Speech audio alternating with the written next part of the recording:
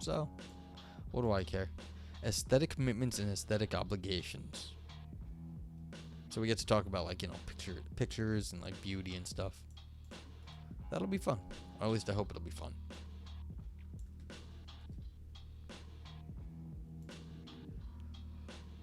Let's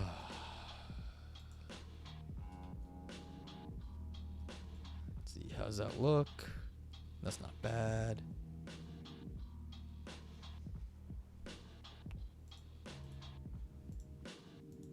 If you're following along, it's there, and you can always grab it by typing !paper in the chat, and that will get the paper to pop back up. Yeah.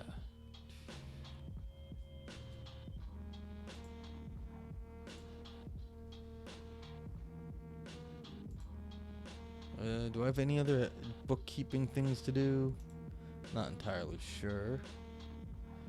Yeah, I got the title, I got the paper up, so let's go read this. What the heck? Aesthetic and Aesthetic Obligations in Ergo, Anthony Cross, Texas State University. Yeah, so let's find out what this is. Consider Bernard Williams' example of Gauguin, a man who forsakes the impartial claims of morality and opts instead for a life in which he can become the painter he aspires to be. Gauguin, it might be said, makes a commitment to this life, a commitment that leads him to neglect his family and to move to Tahiti in pursuit of his artistic vision. Much has been written about the nature and value of such commitments generally. Okay, and as an aside, if any of you out there don't know what Gauguin did, he had a wife and a young kid, and he said, I'm gonna go be a painter. Bye. And he up and left Europe and went to Tahiti to, because that's where he thought he could paint, and he became very famous for his paintings done in Tahiti. But he just ditched his family. So that's why it comes up a lot, because he's a very famous painter, but he did it at the cost of, wife and kid. Philosophical consensus recognizes that. Yes, it is, JT, but that's why it gets used a lot, because it is so clearly that he just did that. Like it's I don't know if it's like he just said he did it and like that's what I'm doing, but like it's just what he did. So, philosophical consensus recognizes that commitments can make an important contribution to our well-being. Indeed, this seems to be the kernel of the objections to modern ethical theory developed by Williams, Stocker, Wolff, and others, who note that impartial moral sentiments seem to rule out the possibility of any such personal commitments. Yeah, so I mean, yeah, like if you're gonna do something, then if you're committed to aesthetic ideals, you're gonna have trouble if they don't line up with the moral ideals, and vice versa. In Williams' example, notice that Gauguin makes an aesthetic commitment. He commits himself to his artistic project, a commitment he makes as a result of the aesthetic values he is trying to realize through his painting. For Williams, this is only important to the extent that it can serve as a foil against the impartial claims of morality.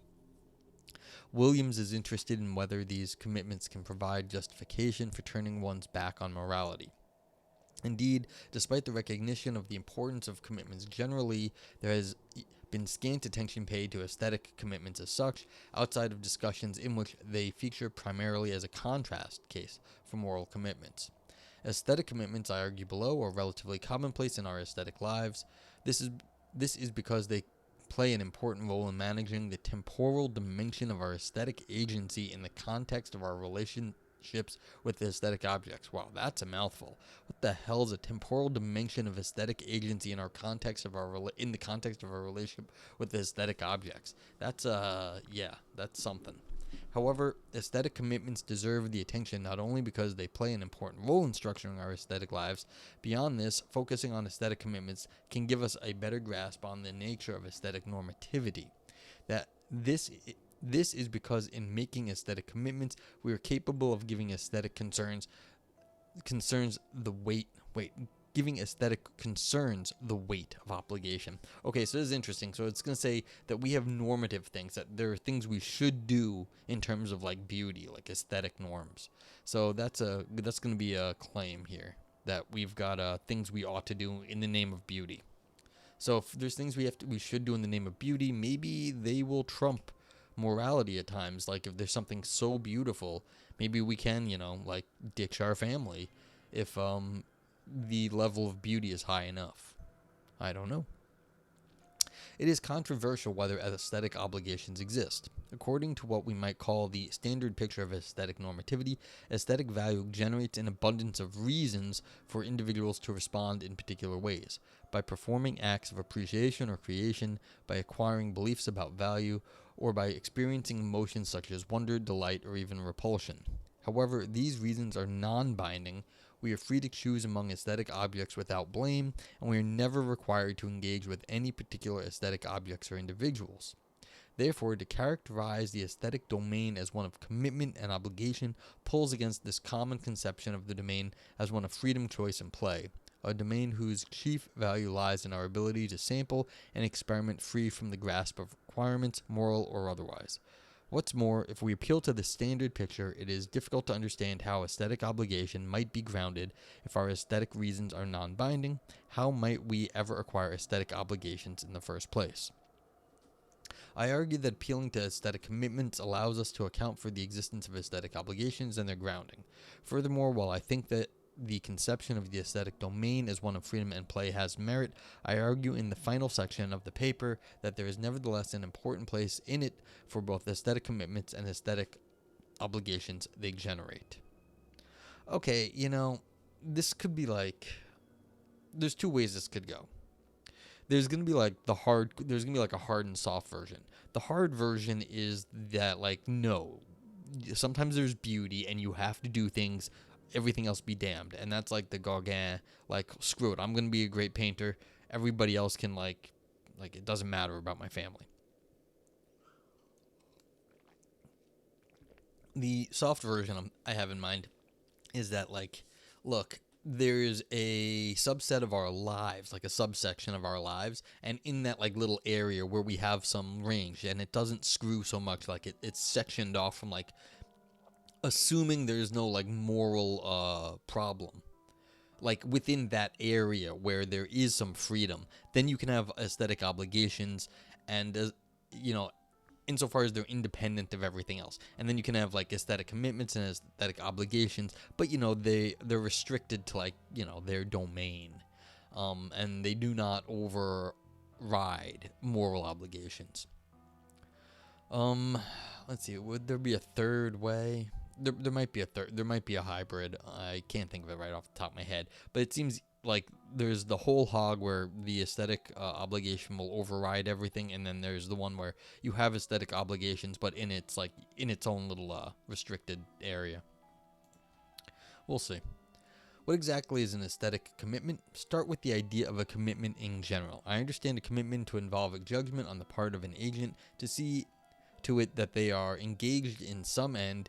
It is both an intention to pursue the end in question as well as a second-order intention to see to it that this first-order intention is sustained. Commitments are therefore attempts to sustain engagement with an achievement of our ends, even when our desires flag or when circumstances change to make doing so more difficult. I'm only going to focus on active commitments rather than passive commitments. Active commitments are those which are the result of some sort of judgment on the part of an agent, whereas passive commitments are, as Nancy Schauber puts it, simply relations that one finds oneself in due to one's belief or concerns. Active commitments are, for that reason, both voluntary and rationally evaluable. One can both choose to make the commitment and evaluate one's reasons for doing so. I am not entirely voluntarist about commitments. I do think that some of our commitments may be passive. However, as will become clear below, most if not all aesthetic commitments are active commitments. See, this is what I mean. Right over here, this is what I'm saying. I think this is going to go the soft route, because you're going to have a specific domain where you have active commitments. It's going to be in this rational area where you can sort of keep it restricted to its own little area. And so you're going to say, look, I have this aesthetic belief and I'm committed to it, but I'm committed to it in this sort of rationally evaluable way, as the author just set up here. Voluntary, it's something you are voluntarily doing, something that you are willing yourself to do, and you can evaluate it in terms of your rational capabilities. So this is going to be the what I think is the soft commitment here, not the hard one. Mr. Partiardi, what's up? What's up? Yeah, welcome back. I appreciate you coming in. I hope you're doing well. Let me know. We're reading this paper on aesthetic commitments. Like, so do you have like if something's like super beautiful, do you have to like go pursue it? Like everything else be damned. So, I mean, I could put something rude on the overlay. I'm trying to think of exactly how clever it should be. Yeah, let's do that. I can always change it later.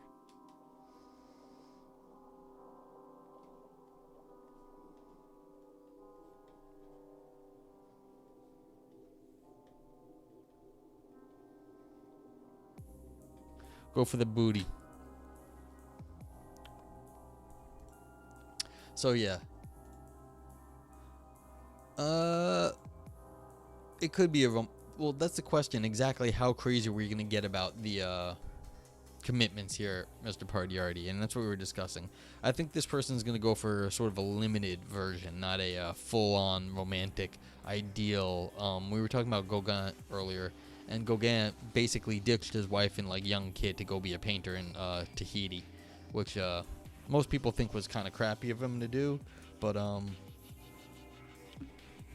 yeah. But like that's the thing, like he just ditched everybody and did that in the name of like painting. So we'll see. But I don't think that's what the author here is gonna end up saying is good. Okay, so the author says, I'll also be focusing on commitments made to individuals, what Ruth Chang calls moral commitments, although perhaps it would be better to refer to them as person-directed. Music's gotten too loud for me. As person-directed commitments. Such commitments make us accountable to others and correspondingly correspondingly generate obligations for us. At the same time, they are releasable. If I promise you that I'll pick you up from the airport, I have an obligation to pick you up. And furthermore, accountable to you, it would be perfectly appropriate for you to be angry or disappointed if I fail to pick you up. On the other hand, you might release me from your commitment if you recognize that driving to the airport would be a major inconvenience and if it wouldn't be too much trouble for you to take a cab. While we generally commit ourselves to other persons in this way, we also often make these sorts of commitments to ourselves. We make resolutions, self-promises, and other self-directed commitments that involve similar structures of obligation, releasability, accountability, albeit the individual to whom we are accountable is our own self. An aesthetic commitment is an active commitment made with respect to some aesthetic object. I understand the term object here very broadly. The category includes discrete objects such as artworks, but it also includes aesthetic genres or categories, particular traditions or practices, and perhaps even certain more general aesthetic concepts like art or beauty. And so this is what I mean. You go for that booty. Like, how much are we going to go for the booty? What distinguishes aesthetic commitments is the fact that the end to which one is committed involves substantive engagement with some aesthetic object or other. Let me make things more concrete with several examples. Richard Morin has introduced an example from Proust in which the narrator Marcel vows to always appreciate the beauty of the hawthorn trees in bloom in the spring. Quote, on the morning of our departure, my mother, after searching everywhere for me, found me standing in tears on the steep little path close to Tanzanville, bidding farewell to my hawthorns, clasping their sharp branches in my arms. Oh, my poor little hawthorns, I was assuring them through my sobs. It isn't you who want to make me unhappy, to force me to leave you. You've never done me any harm, so I shall always love you. And drying my eyes, I promised them I would never copy the foolish example of other men, but that even in Paris, on fine spring days, instead of paying calls and listening to silly talk, I would set off for the country to see the first hawthorn trees in bloom. Much of Marcel's life, Morin argues, is subsequently structured around his responsibility to the beauty of the hawthorns and his commitment to be sensitive to it and appreciate them. One might quibble about just what it is that Marcel is committed to here, whether it's a commitment to appreciate the hawthorn bushes themselves or a more general commitment to appreciating beautiful objects, but I think there's no question that Marcel's aim is to make an aesthetic commitment. A similar, if less highfalutin case is the young punk who makes a solemn vow never to sell out and give up on their punk scene. Consider Greg Bellerose writing in McSweeney's about his relationship with the Clash's Death or Glory, which he heard for the first time as a teenager while in his friend's car. The moment I heard the Clash roar out that awful stereo, I realized I didn't know anything yet. On that day, the Clash were not a political band from England. I managed to miss that part entirely. I was a kid from an American suburb who skipped gym to drink warm beer with a guy who could actually lose a six-pack in his car. I had bigger problems than politics. It was the urgency and the anger in Joe Strummer's voice that struck me. It was the undeniable appeal of a statement like Death or Glory shouted over loud, angry guitars that hit me the hardest. It was the defiance. That afternoon was the first of many times I would write Death or Glory on the front of my locker with a large black magic marker. Each night the janitor would erase it, and every day I would write it again. I doubt battling the high school janitor with the slogan and a Sharpie was the type of defiance the Clash had in mind, but at the time it was the best I could do. Bellerose found an aesthetic of defiance in the song and committed himself to embodying it in the only way he knew how, through his rather humorous ongoing battle with the high school janitor. I mean, the funny part about that is the high school janitor was probably on his side. I mean, unless the guy was a pain in the ass. It was probably not the high school janitor that this guy, Greg Bellerose, had a problem with. I mean, high school janitors, as far as I understand them, are cool people. But yeah, it is their job to erase marker. Artists often make commitments to their work, a point clearly on display in the discussion of Gauguin above. Artistic manifestos serve as public declarations of these aesthetic commitments. That's interesting. I go to art galleries here in New York, and there's always a blurb like that the gallery has clearly forced the artist to write. Sometimes they're just terrible and they're stupid.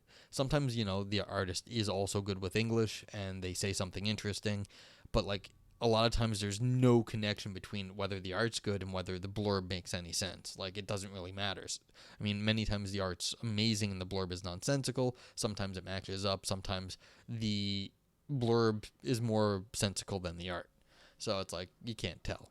But the fact that they say anything, or people do make these sort of artistic manifestos and say stuff about what they're up to, that does happen. So I completely put that out of my mind. Okay, consider Merle Laderman Ukele's Manifesto for Maintaining Art 1969, ! In which she resolves to practice maintenance activities, sweeping floors, dusting, cooking, as art in contrast to the male-centric ideals of development art. My working will be the work, as she put it. And this is what I was just saying. Up here, the janitor is probably a cooler person than he's getting credit for, or she's getting credit for.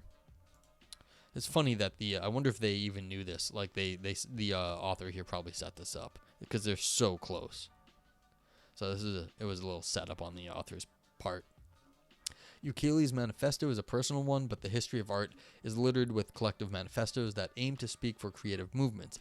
Consider F.T. Marinetti's well-known Futurist Manifesto, in which he and his comrades commit themselves rather prosaically to making art that expresses the speed and violence of modernity. We shall sing the great multitudes who are roused up by work, by pleasure, or by rebellion, of the many-hued, many-voiced tides of revolution in our modern capitals, of the pulsating nightly ardor of arsenals and shipyards ablaze with their violent electric moons, of railway stations voraciously devouring smoke-belching serpents, of workshops hanging from the clouds by their twisted threads of smoke, of bridges which, like giant gymnasts, bestride the rivers, flashing in the sunlight like gleaming knives, of intrepid steamships that sniff out the horizon, of broad-breasted locomotives champing on the wheels like enormous steel horses, bridled with pipes, and of the lissom flight of the aeroplane, whose propeller flutters like a flag in the wind, seeming to applaud like a crowd excited. Appreciators make similar commitments to appreciative projects. Being a committed fan of an artist or genre means that one will go to major lengths to fully understand and appreciate their work. But this may not be all that's required. T. Wynn has argued that jazz fans, in addition to developing the technical competency required to appreciate contemporary jazz, must also make commitments to the genre as one in which jazz artists will pursue ideals of aesthetic sincerity. That's a quote from Wynn, I guess. This has the implication that jazz appreciators must be open to often radical changes in style that might occur when artists are encouraged to follow their muses. So this is not only that, like, when you, I mean, it's like the old joke, people follow like the like locations of, like, fast food trends around the country. And I remember it was people like go like look for the McRib, or was some old Simpsons gag on that. But it's like, if you're committed to this thing, like a music fest, you go follow a band around. You're like, I'm gonna go listen to all their music. Like, I had some friends in high school that they listened to everything that Dave Matthews ever put out, and I mean like every possible old like bootleg copy of what God knows of, like, different like concerts that Dave Matthews had put out. So I was like, they were committed to that. They knew everything. So I was like, but like that was the thing they did. And so it's interesting because you can be committed that way as a fan, and you can see, on the artist side, they could also have something similar. Okay, what is the status of each of these aesthetic commitments? Who are they commitments to, and what accounts for their normative force? I submit that we should understand these commitments made to oneself in the context of one's relationship with an aesthetic object. Consider a variation of the Belarus case above. A young punk who, having developed a love for her scene, makes a solemn oath to remain committed to it and never sell out. Yes, like, this is one of those, like, I'm never going to sell out. But is that an aesthetic commitment? Like, is never selling out an aesthetic commitment, or is it something else? Like, why is that inherently aesthetic? Because, like, there's plenty of ways to sell out, and not all of them have to do with the aesthetics. Okay, this aesthetic commitment functions similarly to a self-promise. Failing to live up to her commitment by selling out would make it appropriate for her to feel a set of reactive attitudes like anger or blame towards herself. The commitment also gives her presumptively authoritative reasons not to, for example, skip punk shows for the opera. The same story can account for the commitments the artists have to their work. For Gauguin, staying with his family in Paris rather than traveling to Tahiti would constitute a failure to live up to his commitment, and would similarly make it reasonable for him to feel anger or guilt. What was that movie? It's with Mike Myers. It was the old Austin Powers. And it's like, someone who maybe was arguing with Dr. Evil is like, your generation, it's sold out, man. Like, you used to be all about all the free love. Now there's no more free love. And Austin Powers like, well, we're still cool, dude. We just have responsibility now, and that's like double cool. It's like, well, do you really? It's like, maybe Dr. Evil had a point there.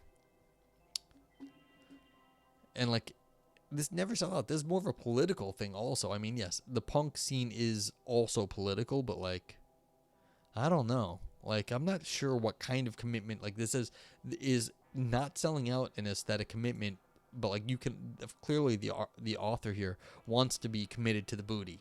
They want the committed to the booty. That's what they want. But like, if you're going to be committed to like beauty or like some other aesthetic ideal, like Gauguin, that's a very unusual thing, it seems like. The selling out seems more general. Yeah. Okay. So far, I've sketched an account of the nature of aesthetic commitments. A fair question at this point is the following. Why would we ever want to make such a commitment in the first place? What is their value for us as aesthetic agents? The general answer is that aesthetic commitments allow us to fix certain dimensions of our practical identity. In doing so, they help us secure a number of goods associated with managing the temporally extended nature of our aesthetic agency and our relationships with aesthetic objects and ends. Okay, so here's the kicker. Right there. And our practical identity. You think it's cool. That's all this is saying. This is why you would do this. You're like, I'm not selling out because if I sell out, I'm lame. And since I don't sell out, I'm cool. That's it. That's the whole reason to do one of these things. It's like, do you want to be cool? Well, then you don't sell out. It's like, I thought you were cool, man, but you sold out. That's what's at stake here, your coolness. Before expanding on this idea, let me first focus on aesthetic choice rather than aesthetic commitment. Kevin Melchion, sorry how I say your name, Melchion, has argued that aesthetic choice is the primary means by which we create opportunities for exposure to aesthetic value. Most of our aesthetic choices are low stakes and rather insignificant, but over time the set of our aesthetic choices sets us on a distinct path through the world of aesthetic value. It's also a rather commonplace idea that our aesthetic choices play an important role in constructing and expressing our identities. And this is where I actually thought we were going to go. This is one of the reasons I picked this one. We're going to get to the, what's his name, the old X Games person. I'm sure they're going to quote him at some point. Alexander Nehamas has written persuasively about this aspect of our engagement with beauty. What we find beautiful is central to our taste or sensibility, and taste or sensibility is manifested whenever we act on our own, and not only Nick Riggle is we'll see if we'll get there. On our own, and not only along lines already drawn by routine and convention. The value of aesthetics are the badges of our particularities. They are marks of distinction whose collective name, beauty, names those attractions that exceed our ability to articulate them in terms that we already understand and promise to reveal to us something ever seen before. So, by way of our choices and actions in the aesthetic domain, we express our sensibilities, and if we are lucky, we do so in a way that reveals us as individuals with some kind of style or taste that might be aesthetically valuable in its own right. Excuse me. This is what I mean. So by having aesthetic commitments, you reveal something about your agency or your personality, a kind of style or taste, and that would be value in its own right. That would be being cool. Like, that would be something that would be just a general good that people think, I want to be cool. Don't you want to be cool? That's something good in its own right. Of course, they don't say what this is, but let me go see. What's that? Yeah, see, and right here. This is the footnote. Riggle, 2015. That's where I thought we were going. Yeah, you can't see that there, but like Riggle 2015, right there. Go for that beauty. All right. So, I think that there's something deeply appealing about this line of thought, but at least as I've started to develop it, it doesn't seem to require any appeal to the notion of aesthetic commitment. After all, one could chart a path through the world of aesthetic value and develop one's identity by way of aesthetic choices one makes without ever taking oneself to be committed to any particular aesthetic objects. So why might we need to make aesthetic commitments at all? If aesthetic choices allow us to chart a path through the world of aesthetic value and help us to create our identities, I want to suggest that aesthetic commitments are means of anchoring our aesthetic choices and our aesthetic identities in time. This is something that we tend to do in cases where we worry that future developments might threaten to change us in some way that might cause us to drift away from our identity as it currently stands. Consider the example of marriage. In most marriage vows, a couple commits themselves to the relationship come what may. That is, in full realization that both participants in the relationship will go through significant changes that will alter the individuals and might even undermine their motivation to continue the relationship. Forming a commitment is a way to protect against this possibility. As Cheshire Calhoun argues, a commitment is both an intention to engage with something, a person, relationship, goal, activity, identity, etc., and a preparedness to see that the intention to engage persists. Similarly, we commit ourselves to aesthetic objects as a way to fix their positions in our lives over time. These commitments are means of protecting our relationship with these objects against events that might change us or otherwise draw us away from them. I think that fixing our identities over time in this way is valuable for a number of distinct but related reasons. First, in committing ourselves to an aesthetic object in this way, we aim to preserve a relationship that we consider valuable in its own right, as well as whatever valuable contribution this relationship makes in establishing our identity. Consider again the young punk. In committing herself to her punk scene, she not only takes the scene itself to be valuable enough to commit herself over time, she also thinks that there is something especially important or valuable about being a person who loves punk and who is part of the punk scene. There might be a number of reasons why she thinks this. Perhaps it contributes to her distinctiveness as an individual, unifies her personal style, or gives her a sense of meaning insofar as she is part of an ongoing artistic practice and tradition. The same is true of Marcel's commitment to the hawthorn trees. In some sense, Marcel doesn't just want to remain committed to the trees themselves. Rather, he sees value in remaining the kind of individual who finds beauty in them rather than something else. Thus, commitment offers a means of preserving our identity over time and in protecting it against future threat. It is a response to the sense that something valuable would be lost were one to drift away from one's current identity. Alright, so there's a point to be made here in the Twitchiverse, because one of the things that Twitch did a while ago was it decided it didn't like the idea that, like, you know, there was like different communities on Twitch, and like there was different identities, so they didn't want to put, like, you know, different like tags on streams. So like you couldn't say you were like from like Asian American, like, so, you know, there's Asian American streamers, there's Asian streamers, there's like black streamers, and they decided they didn't want to, like, you know, bring those distinctions in to the Twitchiverse. The funny part was people really liked them, and Twitch had to, like, you know, go the other direction, and now you've got lots of different tags, so you can like sort of drill down what sort of identity you have.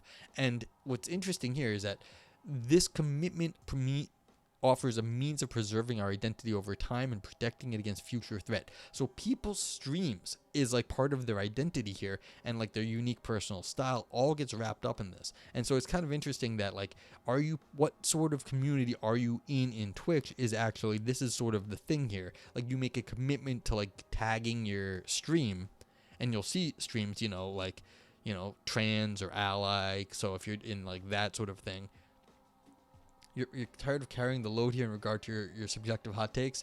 What's a weird or difficult philosophical topic for me? Retheus, I don't give a shit about philosophy. It all is the same to me, basically. How you doing, Retheus? Thanks for the comment. More seriously,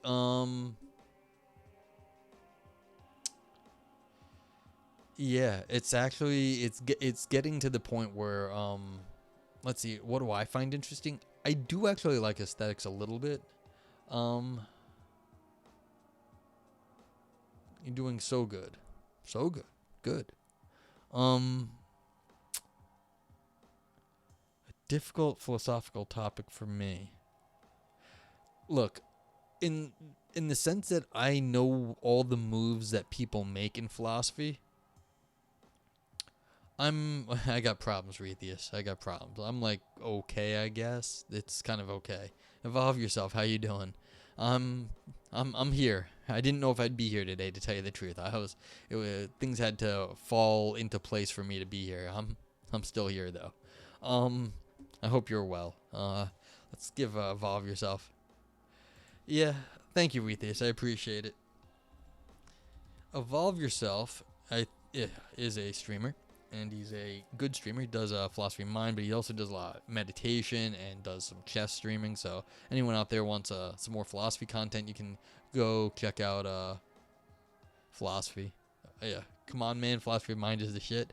I'll look at. You should have been here earlier. I can go read some Philosophy of Mind. I'm trying to think of what do I think is difficult.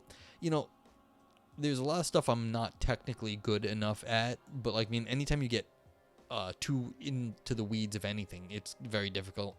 Like I said, I know almost all the philosophical moves philosophers make. So, you know, you go across different subjects, and a lot of the same moves get made. So in that case, what subject just is, you know, to tell you the truth,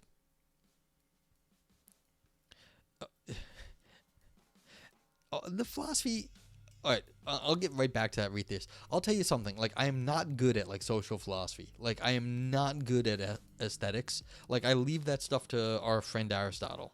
I really do. Like, that is not my area. And so, oh my God, yes, please hydrate, evolve yourself. So the truth is, like, the social and political philosophy is really not my strong suit.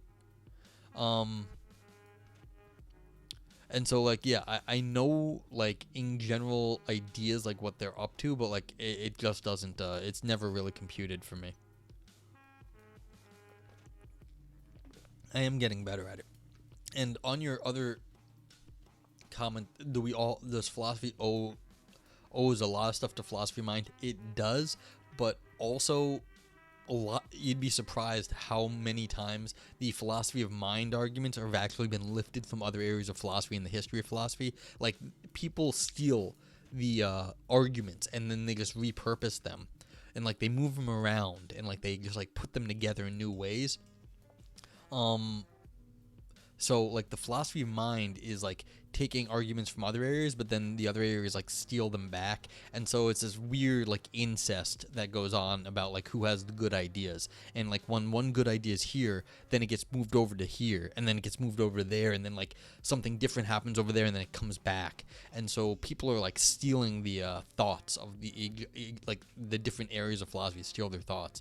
And you'll see this, that like you'll see like sometimes someone like in like ethics will be talking about something, and then they'll reference like some like trend in philosophy of mind. And then like sometimes you'll see like in the philosophy of mind, you'll realize that they're talking about something that came out of like feminist philosophy and like something completely different, but like, you know, they were talking about how we like, you know, think about things in different ways, and all of a sudden you're like, this is really like the like a feminist strategy.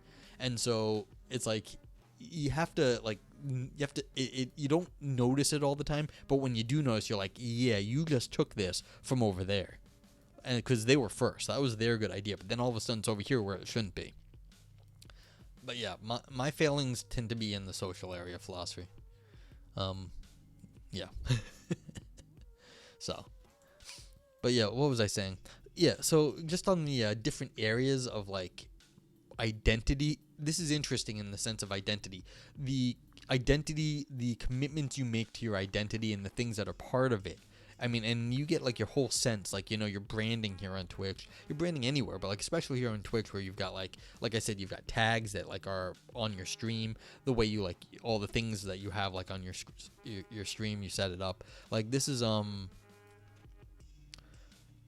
it's an interesting thing because it really goes into like sort of your identity and how you interact with your chat and things like that. Like all your emotes. Yeah. Atheist, thank you.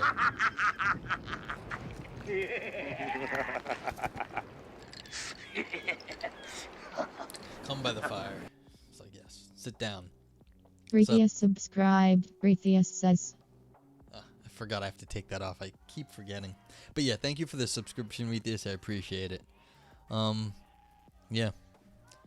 And that was one of the things, when I started streaming, I wanted a face cam. I want people to see that you can just like sit here and read this stuff, and I want you to see there's like a person that does this, because normally in like philosophy you just see paper and like words on the page. So yeah. But anyway, yeah, thanks for the chat stuff. I mean, I'm trying to think of like weird philosophical takes I have, but my weird philosophical takes are that I don't care. Like I just don't care. Like you don't understand how little I care. Like I care at like -3 fucks. Oh, what do you want me to argue for? You get to pick a topic for argue for. Tell me what you want me to argue for. Dogs are better than cats. Okay. One of my favorite theories of human evolution is that we actually got better at being like, we actually started to take over the world only at the same time that dogs, like wolves basically, joined like the human packs. So in some sense, like when we and the dogs aligned, that's when our society started to grow, because we on our own, we were only so good at some things, but it really were the dogs that, you know, expanded our abilities to really have a society. Like once the dogs had like us as part of their pack and like protected us, then we had like advanced warning systems. Then we had like things that would help us over time, and like protection, warning systems, all this stuff. Like basically we probably owe civilization to dogs. And so the idea that like, I mean, I know people have their personal preference and that's cool, and cats are in some sense easier to deal with, but there's a fundamental thing about being human that we basically co-evolved with dogs is what the thing is. Like, there's a fundamental things about being dog and being human that go together. So the idea that, like, we like cats, yes, we like cats, and you might be a cat person, but the idea that we live with cats, this is like a new thing. More or less, like, it's only even the last like few hundred years, or like maybe a few thousand years, that we ever dealt with like cats in a more non like antagonistic way. Like that's completely new. But with dogs, we've got like 40, 50, like we've got hundreds of thousands, maybe millions of years of dogs, and like they're basically part of us at this point. So the idea that, like, if you want to talk about like goodness, why dogs are better, like, that's because dogs are like us. Basically, dogs are us. We are basically no different. Like, we are like sort of like co-living with dogs.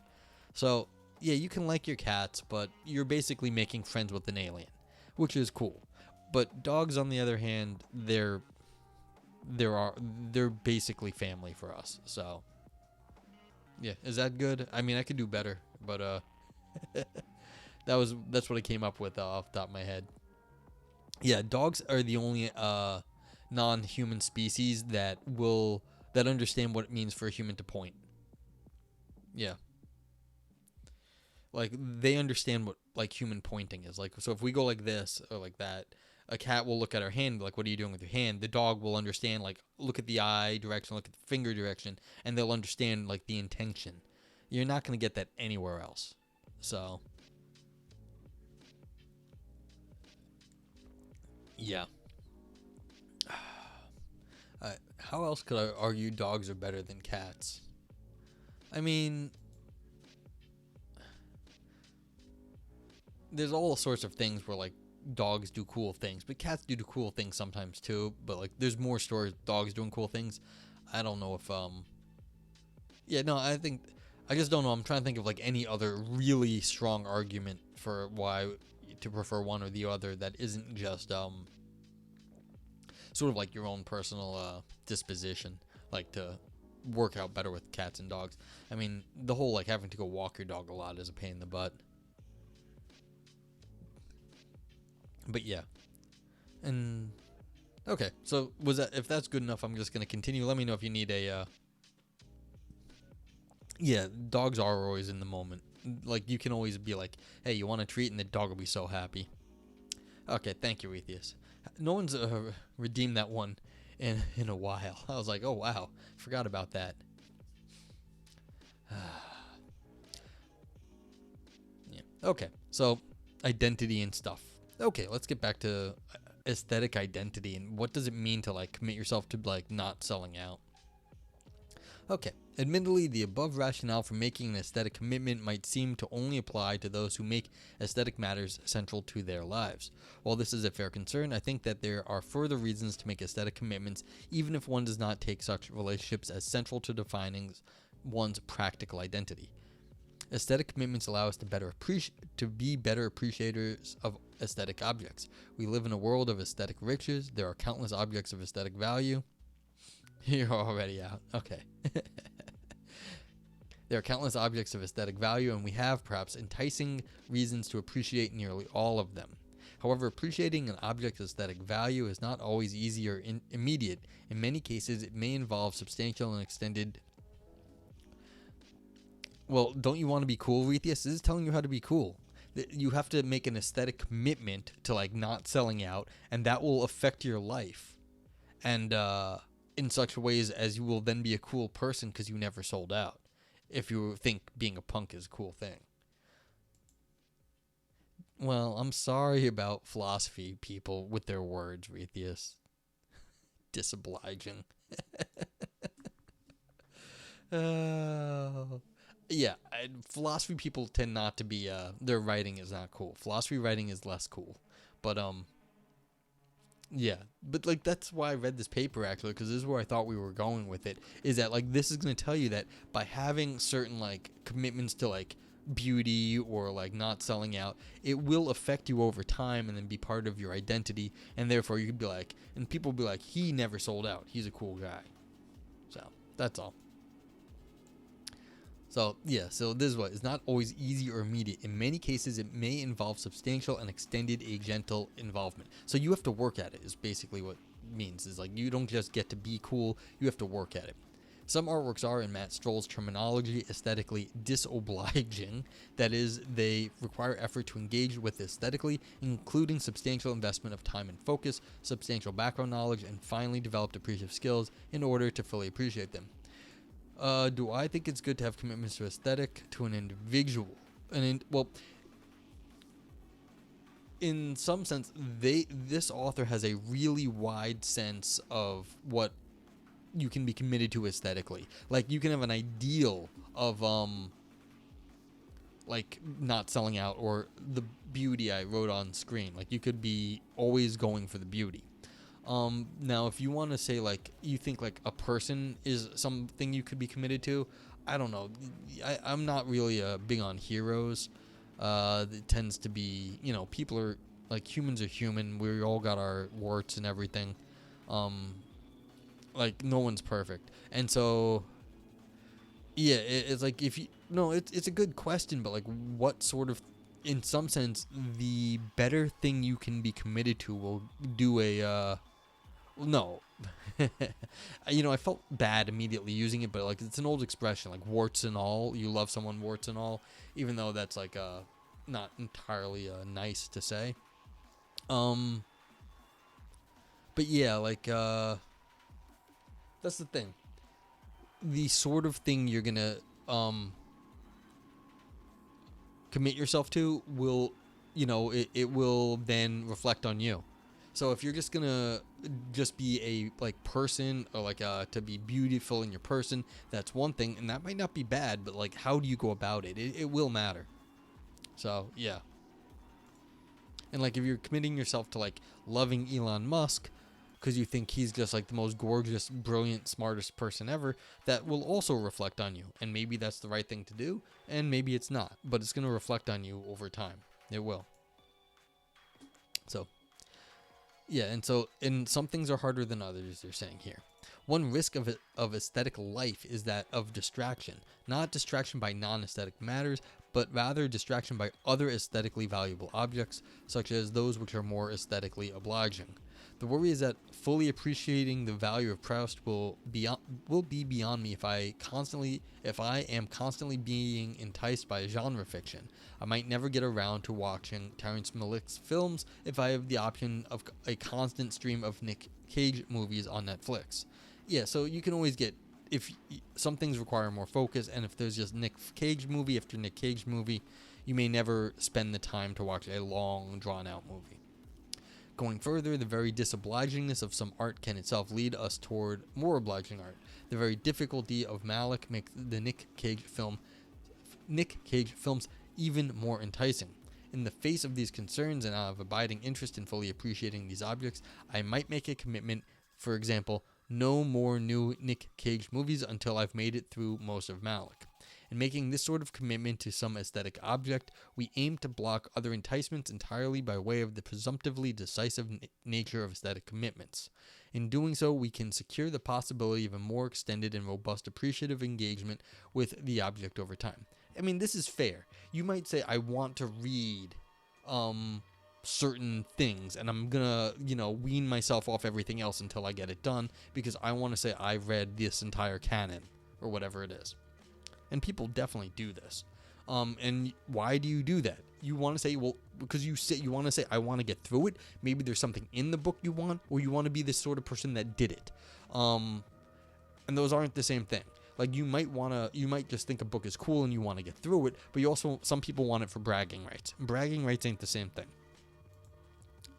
So, anchoring our identity by way of an aesthetic commitment therefore makes room for the possibility of a fuller and richer appreciative relationships with aesthetic objects. As Stroll has argued, there is always some risk of aesthetic acrasia, a failure to remain committed to the aesthetic object in the face of enticement by other aesthetic goods. But the possibility of aesthetic acrasia doesn't undermine the force of aesthetic commitments, just as a weakness of the will in other domains doesn't undermine our ability to form commitments more generally. Yeah, I mean, you definitely have to force yourself to, like, sit through, like, certain, like, boring spots in a book because you want to get it done. An additional reason for forming an aesthetic commitment is that such commitments might allow us to domesticate time by familiarizing the future contours of our aesthetic lives. Calhoun has argued that this is true of commitments generally. Commitments are ways of laying down tracks through time in much the way that selecting routine travel routes is a way of laying down tracks in space. And just as tracks through space determine not only how one gets from point A to point B, but also the contents of one's spatial experience, what landmarks one will pass, whether one will see wild turkeys or smell hamburgers grilling on the way, so a gentle tracks through time determine more than what one will be doing. They determine the contents of one's temporal experience across and at different moments of time. Yeah, so like if you're someone who goes to museums, then that's going to affect what sort of things you do on vacation and the sort of experiences you're going to have. This can be valuable insofar as the familiar is comforting. We gain a sense of control over our future insofar as we have a sense for what shape that future will take. Yeah, so if you always know you're going to go to a museum, then you can plan on going to the museum when you visit a place. Samuel Scheffler has also argued that this value of domesticating time accounts for the formation of personal routines. By ordering the same coffee and pastry at the same cafe each morning, I domesticate a slice of time. In other words, I dedicate that slice of time each day to a specific purpose of my choosing, and in doing so I lay claim to it. It becomes my time, as people sometimes say. And since a routine is by its nature temporally extended, my time extends beyond a single day. The routine establishes a kind of temporal corridor which passes through the succession of days which belongs to me. So although we cannot establish a home in time by strict analogy to a home in space, we can establish something that serves some of the same function. The effect is to make ourselves feel at home in the world. Yeah, I mean, you go make friends with the people at the coffee shop, you go there and you have your banter or whatever, and you like that. I can appreciate this sort of thing. And so I guess like you can go like be in your happy place listening to your punk music because that's what you want to do. And yeah, that makes actually a lot of sense that you can do this sort of thing. What I want to suggest is that commitments to aesthetic objects can play a similar role. They offer us the possibility of projecting our identity forward in time, a possibility that might be comforting or familiarizing insofar as it gives shape to our future.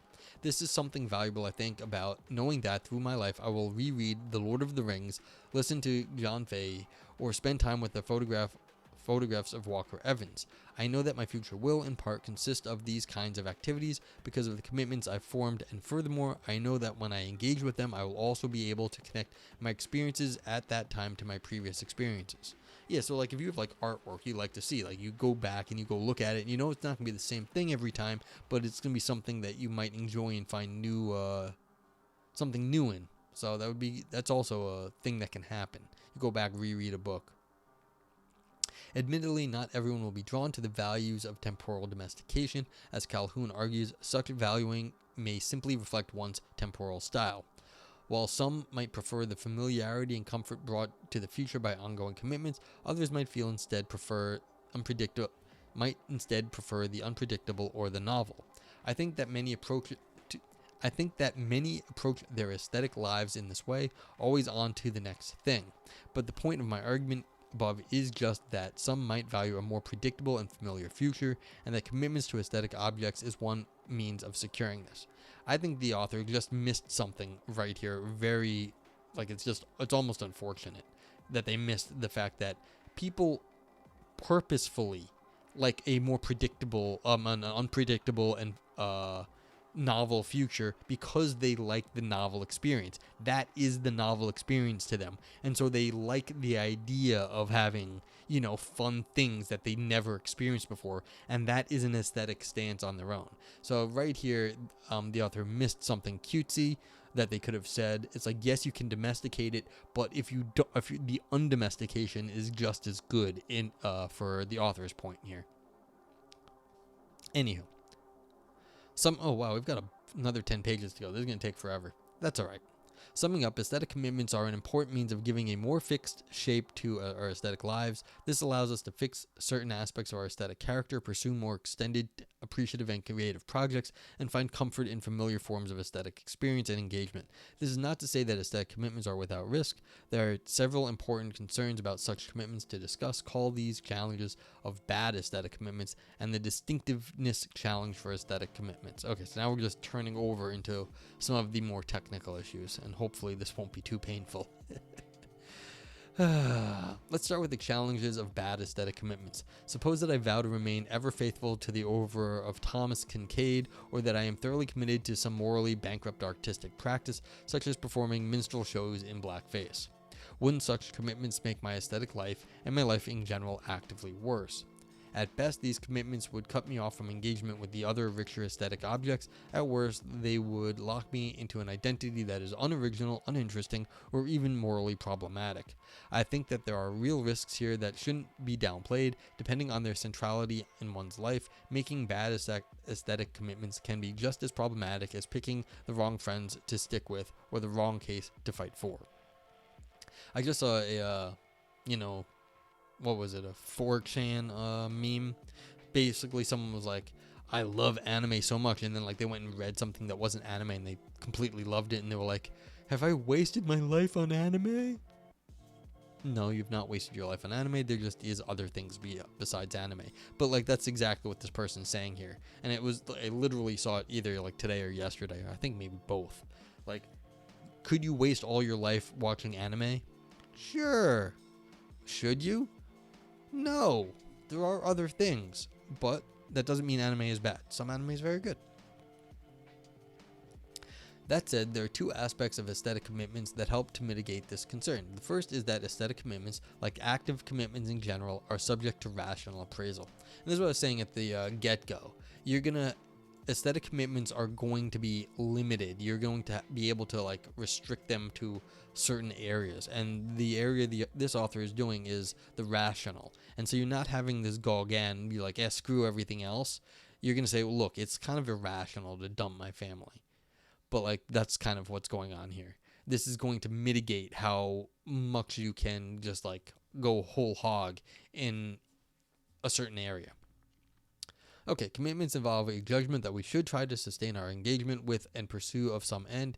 Ideally, an aesthetic commitment is the result of a judgment that, all things considered, we have good reason to commit ourselves to the aesthetic object in this way. This judgment will depend on a number of factors, including the aesthetic value of the object itself, as well as the value realized in my ongoing committed relationship with it. It's of course possible that I might err in this judgment. I might be mistaken about the contribution that some aesthetic object makes to my life, but I think that a minimally reflective and thoughtful aesthetic agent will be suitably sensitive to these matters to generally avoid such commitments. Well, I mean, this is not like they said, you can make bad decisions and you have bad friends and you have to cut them out in your life, but like this is not special to aesthetic commitments. But again, it is a problem for aesthetic, but it's a problem for every area, not just aesthetics. The second aspect of aesthetic commitments that can mitigate our concern about bad aesthetic commitments is that aesthetic commitments, insofar as they are active commitments made to oneself, are also subject to self-release. If I realize that my commitment to Thomas Kincaid is, all things considered, a commitment I should not have made, then I can release myself from it because it is a commitment I have made to myself. Importantly, although we can release ourselves from such commitments, this doesn't show that in the absence of such a release, the commitments aren't genuine. This is apparent in the fact that we mark a difference between violating one's commitments to oneself and releasing oneself from it. Suppose I find myself binging the latest Nick Cage B movie and realize that I failed in my commitment to watching Malik. Contrast this with a case in which I've decided that Malik is pretentious garbage and explicitly release myself from the commitment. In the former case, it seems that regret or disappointment towards myself would be reasonable, whereas in the latter case, even if I've misjudged Malik, no such self-directed reactive attitudes would be appropriate. Importantly, releasing yourself from your aesthetic commitments requires subjective reflection, and deliberation about the value of your relationship with the aesthetic object and its place in your life. It isn't something that you do at the drop of a hat. I don't know, there's something to this. I'm not quite sure I agreed with everything they said here. Like, just because it's to yourself, like, that doesn't always matter who it's done. It's just you have control over it. Yeah, I can't think of what I should say, but I don't think it was that important either. Okay. There is also what we can call the distinctiveness challenge to aesthetic commitments. Why, all things considered, should we make aesthetic commitments rather than commitments to other persons, moral causes, etc.? This worry can be made more pressing by noting that most of the value that I've argued are central to making aesthetic commitments, identity protection, appreciative investment, and temporal domestication, can also be realized by way of non-aesthetic commitments as well. Is there any reason why we might therefore be attracted to forming aesthetic commitments in particular? This is, I think, a deep question that won't admit of easy answers. How, quite generally, should we organize and structure our lives? I suspect that most would agree that a life entirely lacking in sustained committed relationships with aesthetic objects would in some sense be lacking, both aesthetically insofar as such commitments seem to provide a basis for robust sustained appreciation, but all things considered insofar as we take such sustained and committed relationships with aesthetic objects to make a valuable contribution to a life well lived. But whether such commitments are distinctive in a way that gives us a further reason to form them as opposed to other non-aesthetic commitments is a question I'll leave open here. I completely disagree with them just leaving it here. I think like there's a damn good reason to like not be a crappy person and go and like, you know, be able to like appreciate some music, because that's going to give you a lot of opportunity in the rest of your life to get out of your little corner. If you only sit around doing one thing all the time and do not branch out, your life is going to suck. Now, like, why is it going to be aesthetic? Well, this is just one area, and I think the author could have used to just say, hey, look, the way things happen in this world is usually not just by one person meditating solely on one topic. That happens sometimes, but rarely. Usually you're in one area, you go to another area, you think about stuff, and you have to cross-pollinate in some sense.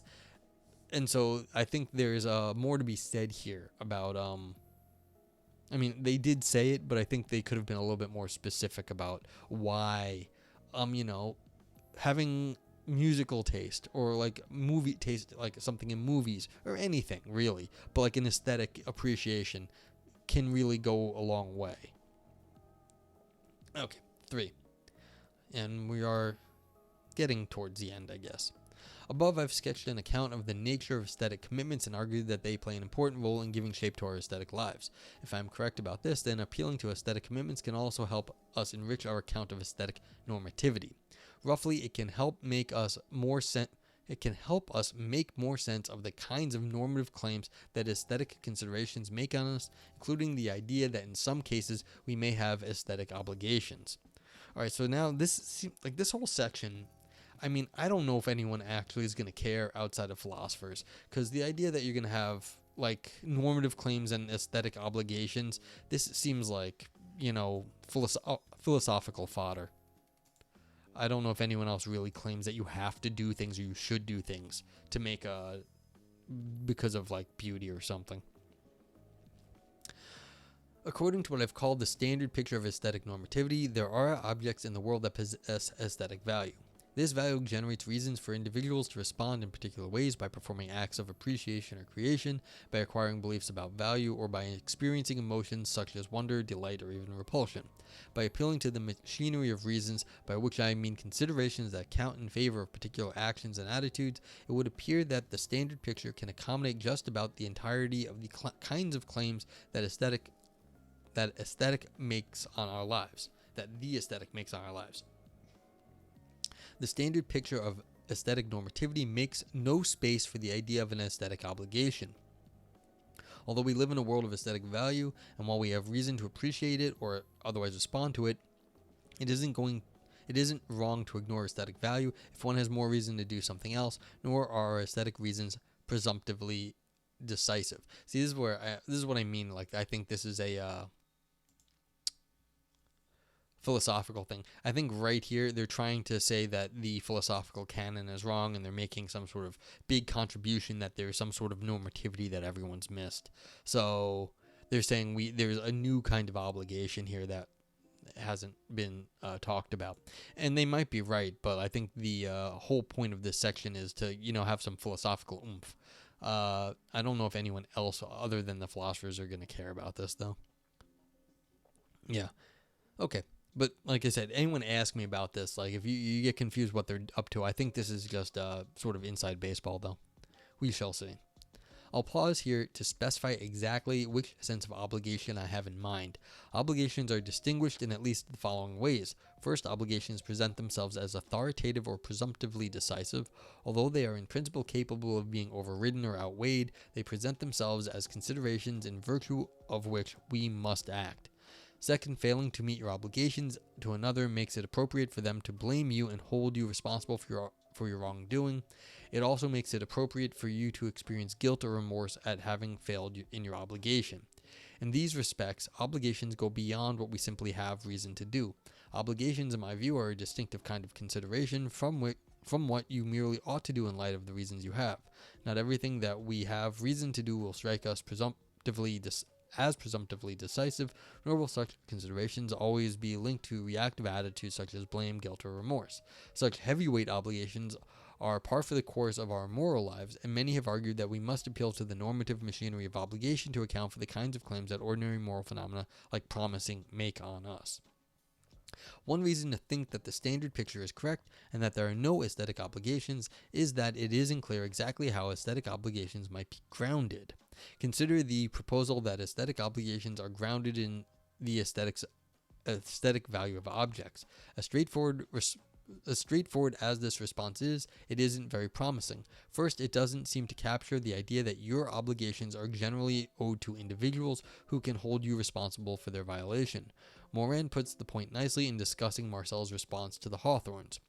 Really, what sense could there possibly be in keeping faith with anything like a bunch of hawthorn trees in bloom, however beautiful, as if one could have obligations of the sort with respect to them?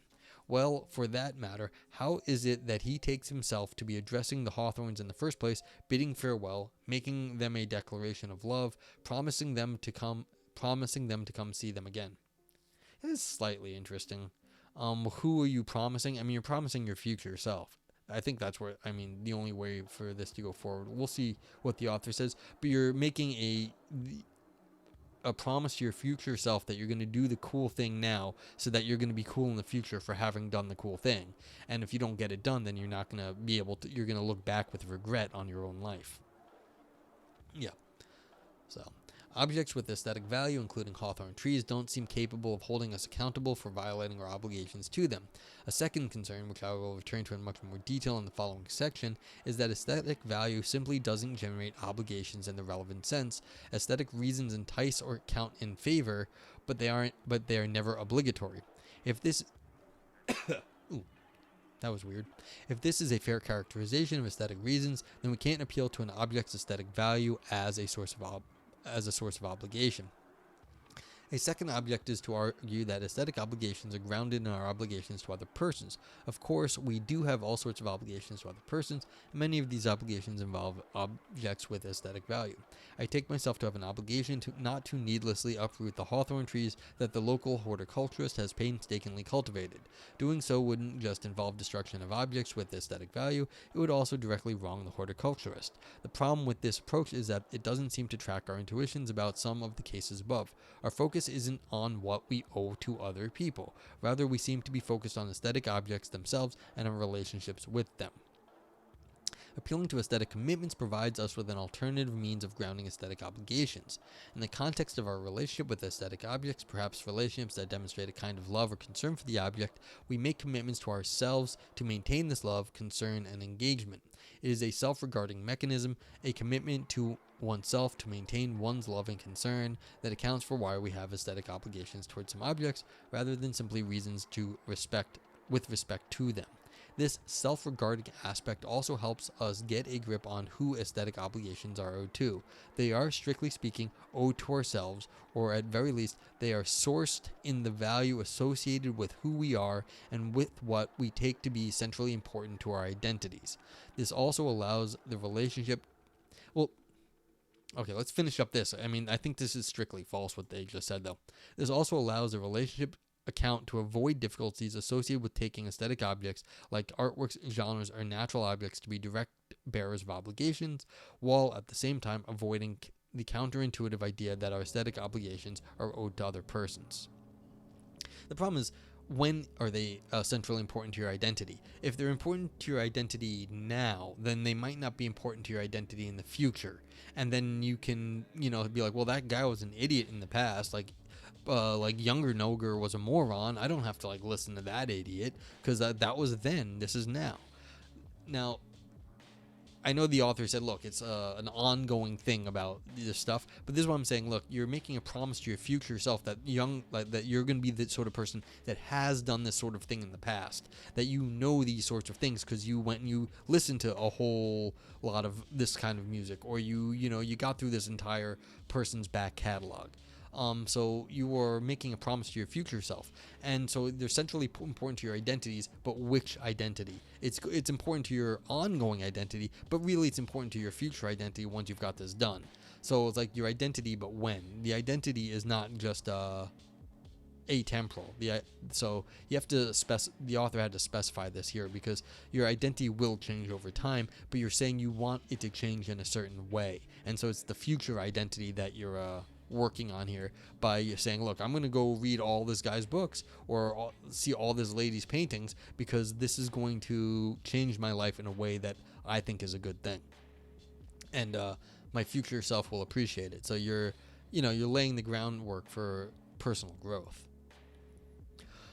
On this approach, the grounds of all aesthetic obligations are ultimately self-directed commitments that function similarly to self-promises. However, these commitments are generally made in response to pre-existing relationships with aesthetic objects that we love or care about. One doesn't start from scratch, as it were, by creating one's identity through self-promises. Rather, one recognizes that a relationship with an object in which one is already invested emotionally and practically is worthy of one's future commitment. The commitments that ground aesthetic obligations are generally made in light of our pre-existing aesthetic loves. This mitigates the possibility of alienating aesthetic obligations, that is, commitments that ground obligations which are completely out of step with our existing aesthetic loves and concerns. Yeah, I mean, you still have to make good choices, even when you're younger, and sometimes you have to cut them out. The posters I had on my wall when I was in high school and college are not the same posters I have on my wall now. It's just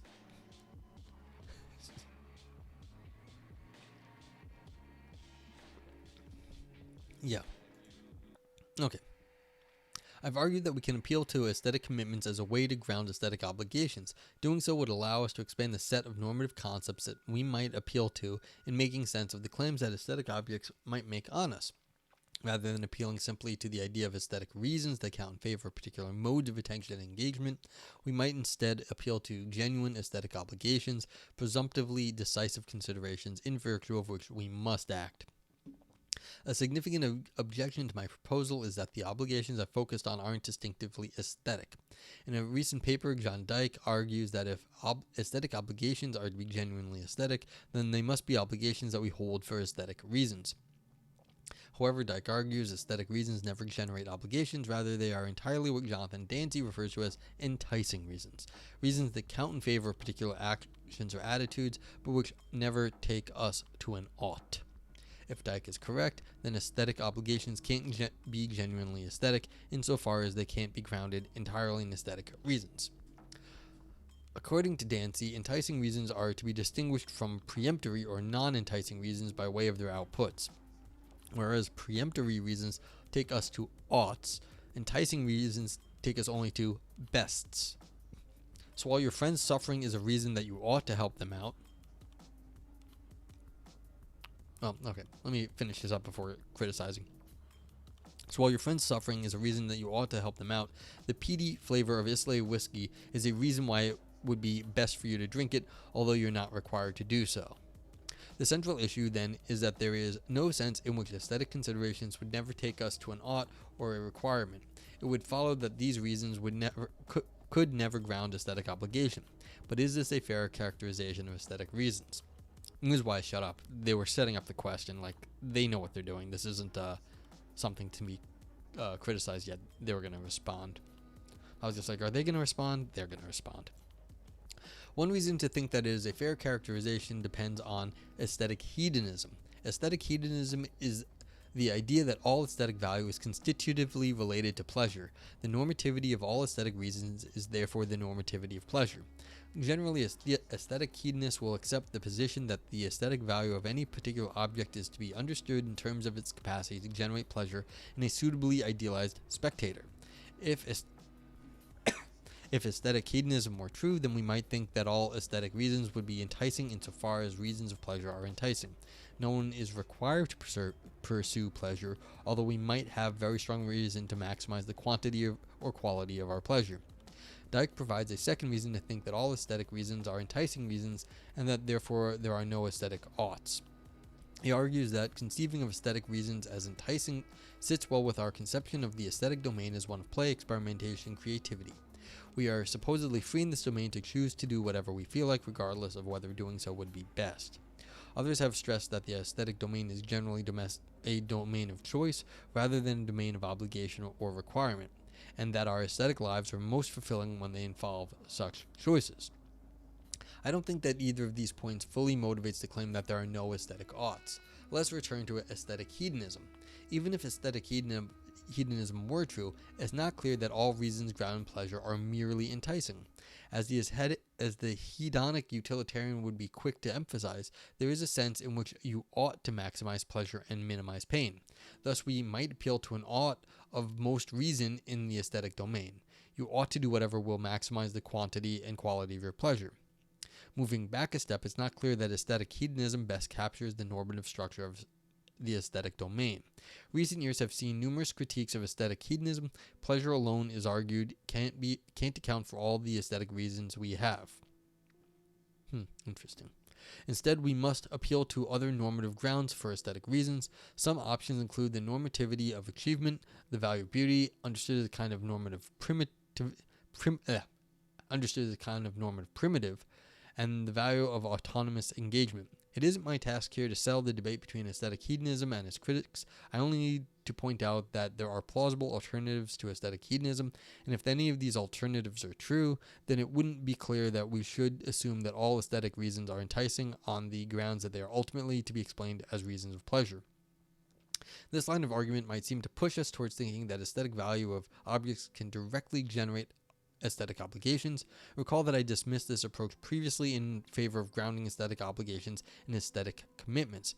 Perhaps achievement, the value of beauty, or autonomy might make it the case that we ought to perform certain actions with respect to aesthetic objects. While I'm amenable to this line of thought, I think that it runs afoul of the second consideration mentioned above, the idea that the aesthetic domain is a domain of choice rather than requirement. I think that this idea is compelling. We should resist the full moralization of the aesthetic domain. While there may be aesthetic oughts sourced in aesthetic value, we should not think that failing to live up to them is grounds for guilt, remorse, shame, or heavy-duty reactive attitudes, nor should we think of such considerations as presumptively decisive in the way of characterized obligations above. As Dominic Lopez has put the point, morality has no lock on normativity, and not all normativity is heavy-duty normativity. I think I've read something by Dominic Lopez. It's Dominic Ivers Lopez, I think is his name, and that's why I recognize this. We wonder what we should do even when there is no dilemma in sight, nothing serious at stake, and no impending guilt or shame. We wonder what we should do whenever we have an aesthetic problem to solve. Okay, there's no heavy-duty normativity. You just wonder about it. So I grant that there is a sense in which we really ought to perform one aesthetic action rather than another that is grounded directly in this aesthetic value. However, as if Lopez is right, these oughts are ultimately pretty lightweight. It is up to us to determine whether to do what we aesthetically ought, and we are free to choose to the extent to which aesthetic value shapes and structures our lives. So here's the question I was thinking earlier, is like, if you are making promises to your future self, those might seem pretty heavyweight. Now, if you don't get it done, you might feel kind of bad. I salute you. Thank you, Akule, for the follow. So, in some sense, you might be thinking that, I'm thinking that there might be a few aesthetic commitments that you have to yourself that are very important. Like, if you sell out, you might feel terrible. Like, when the punk sells out, wouldn't they feel bad? Like, that would seem like it'd be pretty bad. It might not be life or death, but like, the punk might feel bad for selling out. They could go like, go all glam one time instead of being all punk, and they could feel terrible.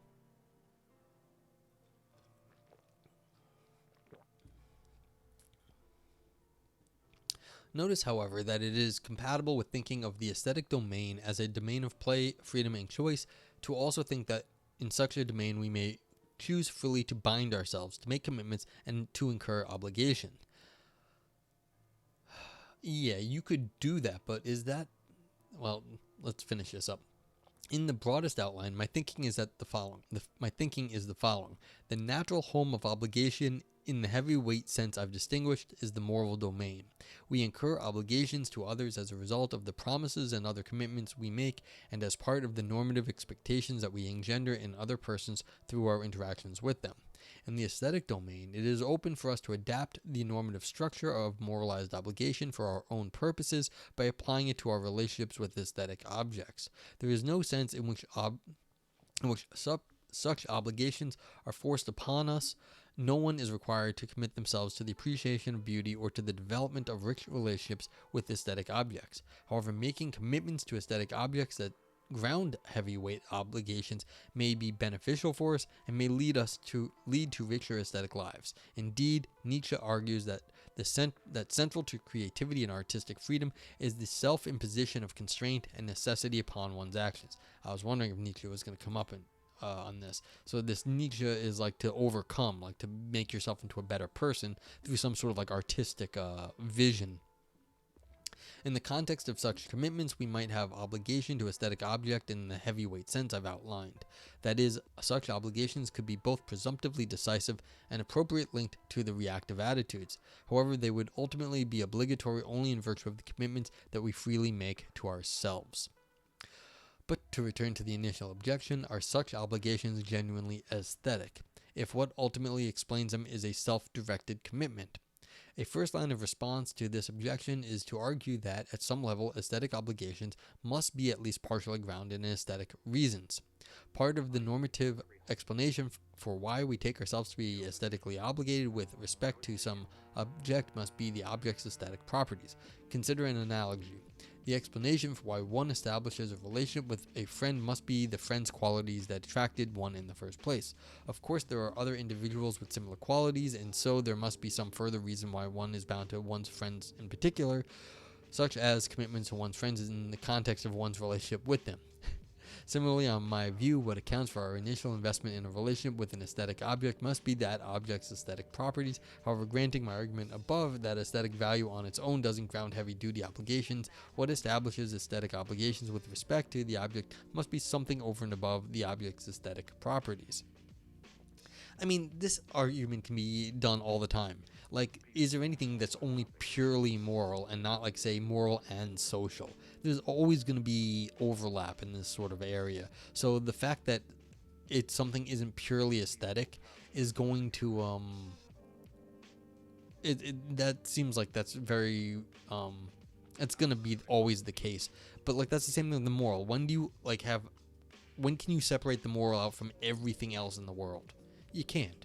And so there's going to be obligations, and the obligation's purely moral. Well, there's going to be part moral and part something else too. Okay, continuing. A second response is more concessive. Perhaps there's nothing distinctively aesthetic about aesthetic obligations, besides the fact that they are obligations with respect to aesthetic objects. I think that this is a concession we can welcome, if only because it helps illuminate the way that, for some, relationships with aesthetic objects can be as meaningful and just as practical and significant as relationships with other persons. Shane says, hey Shane, what's up? Even the concept that the aesthetic exists implies something else as an alternative, and implies more facility going on behind the scenes to determine the difference. Yeah, see, I think this is really what's behind this whole area, is that there is more going on, and I don't really care for like what the author is like the whole discussion here. It's not just the author, it's what other people are saying. But like, yes, there's more going on, and like I think you said it well. Like the fact that you have to argue in this way, it shows that this is sort of a philosopher's problem. But like once you have obligations, it's like it gets complicated. But like, why is that a problem for aesthetics? Well, they're just trying to, yeah. And by the way, if anyone doesn't know Shane, you should go follow Shane immediately. Shane streams history and is very, very smart and does sociology and teaches. And I don't know how he does all the things he does, but if you haven't followed him and checked out some of our streams, you should do that forthwith.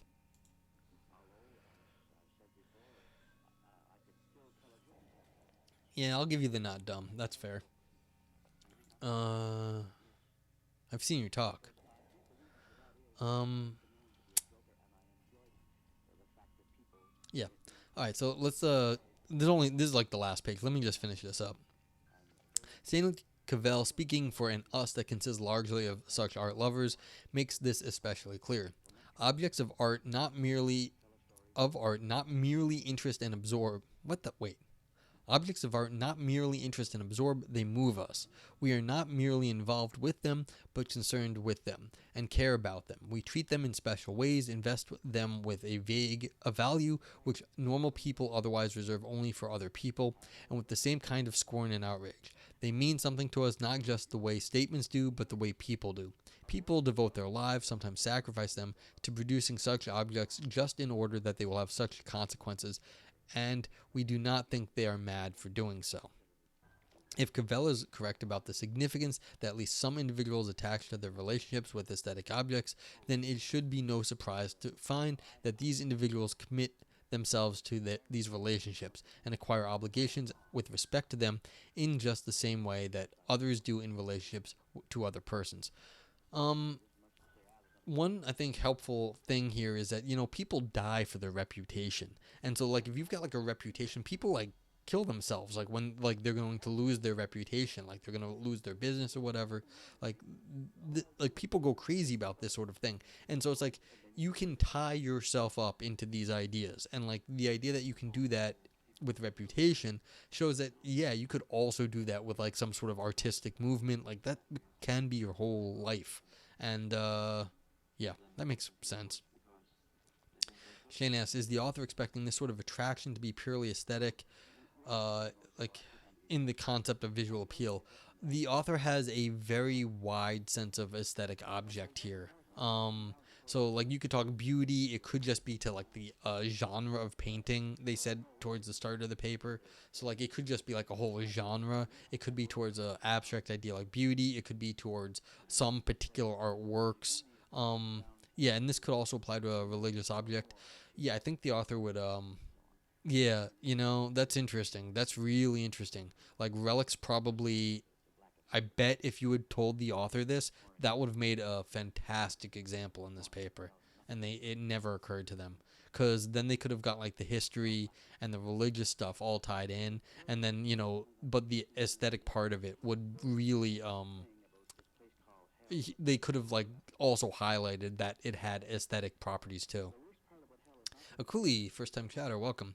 Came a bit late, but to check my understanding, at a fundamental level, aesthetic hedonists believe that value here, aesthetic values, depend on human response, not on objective qualities, right? For example, humans suggest that art must be valued relative to the response of someone who has been sufficiently exposed to it and has thus developed a taste. Only the pleasures that such objects take in art is probative. I know the paper is expanding beyond, but I'm not wrong in thinking that. Aesthetic hedonism, as I understand it, is that aesthetic objects provide pleasure, and it's aesthetic pleasure.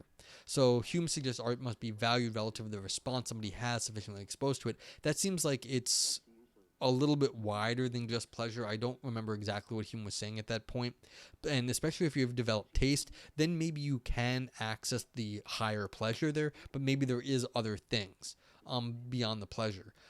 So the question is it pleasure for pleasure's sake alone, or is there more to it? And so yes, the paper is expanding beyond that, but as I understand the hedonists, it's only the pleasure that really matters in the end. So I think you're most of the way there, if not all the way there. I don't know enough about like the history of aesthetic hedonism. That's not something I've looked at before. So I think you're at least very close, better than like close enough for the requirements of this, understanding what this author is talking about. And welcome in. This is kind of what I do here. Read about papers, talk about it, and take questions along the way. You feel free to ask whatever. If it gets too far off, I'll just be like, I'll talk about that later. But yeah. Oh yeah, let me just finish up this last paragraph. This is by way of conclusion. By way of conclusion, let me give a brief overview of the nature and value of aesthetic commitments and the obligations they generate. Start with what I've called the standard picture of aesthetic normativity. Some objects, in virtue of their aesthetic value, generate reasons for us to engage. You've been looking for stuff like this. Yeah, well, there ain't that much of us. It's me, and there's my boy Aristotle. He's not actually lurking. Thoughtful. See if this is it. Did I spell his name right? Shoot, it didn't work. Whatever. But yeah, like as far as philosophy goes, and then also Evolve Yourself sometimes does, who was in chat earlier. Yeah. So, am I? Is he still here? No. All right. I'll try and give more shout outs later. But yeah, like clicking Shane's name, he does history and he's cool, but it's not the same. Now, let me finish this up quick though. This story can accommodate. Thank you, Shane. This story can accommodate a great deal of the ordinary phenomena of our aesthetic lives. We face an embarrassment of aesthetic riches, and we are free to choose among them as we see fit. However, we sometimes commit ourselves to aesthetic objects. Such commitments, aside from being practically significant, might also come to be central to our identities. See, I want to say something about that. Not everyone makes a sort of commitment, and there is nothing wrong if one fails to do so. However, I think that aesthetic commitments are fairly common in our aesthetic lives. When we form them, they give rise to genuine obligations, no different in principle from the obligations that we form in the context of other kinds of meaningful relationships. Aesthetic commitments are important means of safeguarding our identities over time, to give shape to our aesthetic lives, and enable richer and more sustained and more stable relationships with aesthetic objects and ends. Yeah, so this is the question. This is like sort of the Nietzschean question. They brought it up themselves. But what kind of person do you want to be? Do you want to be a cool person that like has cool hobbies? Or do you want to be a boring person that has no cool hobbies? Like, because interesting people do like interesting stuff. And like they tend to have cool hobbies and things like that. A cool hobby would be like, knowing all about jazz music, say. You can also be a geek and just like completely geek out on it and be a nerd or whatever. But like it's cool when you know something a lot. And so this sort of thing, like if you're going to have a commitment to something, why not have why don't you be a cool person and like get like a cool hobby and you learn about some kind of art, like go learn to go make some sculpture, go paint or something and learn something about that. And then you have a commitment to it. So you're central to your identity. But what I was saying earlier is I think basically you why would you make a commitment to it? You might make a commitment to it now because you think it's cool, but that's like saying like what I think now is cool right now. If you want to make a commitment to something for the future, you're actually promising your future self that you're going to be cool in the future because you are of the things you did now. You're not just making it because of now stuff. You're making you're investing time into yourself to be a better person for it. So I like this idea that it can be central to our identities and it's central to like your future self too. So that's one of the reasons you might make commitments, and then you are owing a different person. The person just happens to be a strange person because they don't exist yet. They're you, but you in the future. And that's who will be disappointed in you if you fuck it up. You were committed to growing a mustache like Nietzsche's. Nietzsche was like a dandy in his time. Like when he started looking weird was when he was older, and that was after he lost his mind. But like, yeah, he was like fancy. Apparently he liked to dress up. So you like more power to you, Ocule. But like, keep in mind, like he was like all about the looks. So yeah. Now this is one of the reasons I was gonna read this. I like this paper is because this person here dealt with before. This person here dealt with before. This person here dealt with. These are all artsy peoples, and I've read papers or like this. Alex King does Aesthetic for Birds is a philosophy blog talking about aesthetics. It's a cool blog. T. Win, I think that's how you say it, he has gotten actually some notoriety in writing stuff. Dom Lopez, this one here, I've read one of Dom's papers. It was good on philosophy roulette. Nick Riggle has a very popular book on aesthetics and like what it is to like, you know, have a unique personal style. So I was wondering, like, these are all like fun people that I've read stuff of theirs, worked on, like, looked at their stuff. So this is why I was like, hey, I might read this paper, even though it was a little bit long. Okie dokie. It is now 11 o'clock. Anyone have any questions? I mean, I could read another short paper, like something that would take, you know, half hour, 40 minutes. If it goes more than an hour, I'd be sort of grumpy. But if anyone has any ideas or requests, I'd take them at this point. Shane says, sociology would say that what might push you into one aesthetic or another is highly subjective to your individual culture, and that when you decide what portions of that aesthetic to incorporate into your identity, you might be surrendering agency. Well, anytime you make a commitment, you'd be surrendering some sort of agency. That's fair, but the author here did quote Nietzsche to say, look, if you're going to do something, you have to like make a commitment and also restrict yourself in order that you get pushed in a certain direction. Yes, you're surrendering like full agency, but like to a certain end. And so the idea is that people have growth and you're surrendering agency, but it's because you will no longer be the same person afterwards on purpose. And it's not that you're surrendering something and losing something, you're surrendering something in order to gain the personal growth. So, I mean, that's what the philosophers would say, is that, yeah, you have it's highly subjective to your individual culture, but that's kind of the point, is that you are kind of going a certain way. You are shifting the culture yourself along with it, and you would be surrendering agency, but to a higher purpose.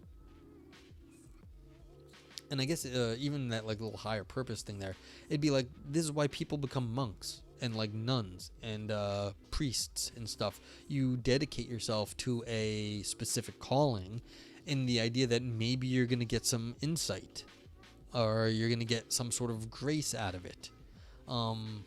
Yeah, I mean, if you want to go sit and be like a hermit on a mountain, maybe you're going to learn something being a hermit on a mountain. But have you surrendered agency? Sure, you're not going to have the full range of things you could do otherwise. So, I mean, that's fair, but you know what? Is the trade-off worth it? It might be worth it for you.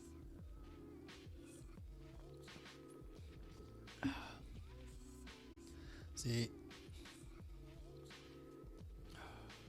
Okay. So,